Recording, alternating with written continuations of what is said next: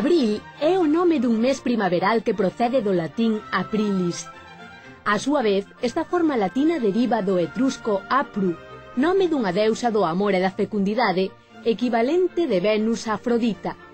O poeta romano Ovidio ofrecía hai 2000 anos esta etimoloxía, pero recoñecía que daquela xa había quen dicía que aprilis viña de aperire, que quere dicir abrir, porque neste mes todas as plantas van abrindo os seus botóns. O 1 de abril as romanas celebraban as Veneralia, unha festa para pedirlle a Venus sorte no amor e non aparecer nunca feas. Hai unha intensa relación entre Abril, Afrodita e a auga. Unha das formas máis comúns de representar a Venus Afrodita é precisamente nacendo da auga nunha cuncha de vieira. E, por certo, a palabra vieira, que o galego exportou a outras linguas, procede do latín venerea. As cunchas de vieiras eran os vasos que antigamente levaban os camiñantes para beberen nos ríos e regueiros. Por iso se converteu en símbolo europeo dos peregrinos a Compostela. En francés chámanlles cunchas de Santiago. A Venus Afrodita tamén lle dedicaron os romanos un día de cada semana, o Veneris Dies, que significa Día de Venus.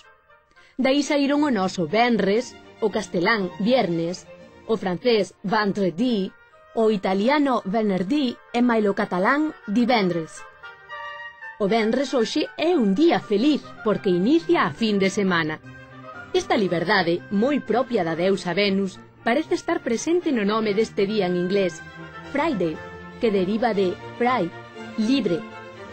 A Igrexa quixo quitar os deuses pagáns dos nomes dos días e darlles outro carácter. Por iso converteu os venres precisamente en días de penitencia, como o venres de Coresma, e cambioulle o nome por Feria Sexta, que conserva o portugués sexta-feira. Ben falado. Onde se moe o gran? Muiño. Que lle pasa ao gran de trigo cando o moemos? Convírtense en fariña. Ves como sabes? Estar feito un abril é ser persoa nova, louzá, chea de vida, e parecer un abril é encontrarse moi ben de saúde. En Carballedo reparten así os anos da vida. Abriles hasta os 20, braus hasta os 30, outono aos 50 e inverno dende os 60.